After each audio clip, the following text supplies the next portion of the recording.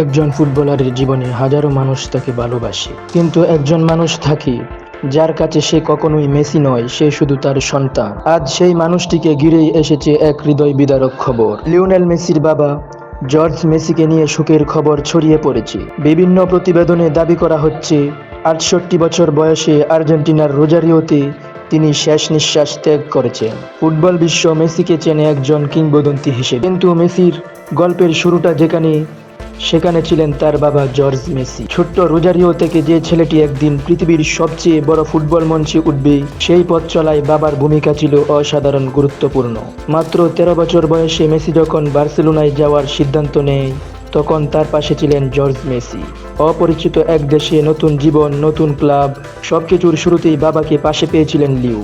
সময়ের সঙ্গে মেসি হয়ে উঠেছেন বিশ্বের অন্যতম সেরা ফুটবলার, জিতেছেন অসংখ্য ট্রফি, ব্যালন ডিওর, বিশ্বকাপ, সবকিছু। কিন্তু এই বিশাল সাফল্যের পেছনে গল্পে একজন বাবার ত্যাগও জড়িয়ে আছে। আর মেসি ভক্তরা, তোমরা কমেন্টে শুধু স্টে স্ট্রং লিও লিখে যাও।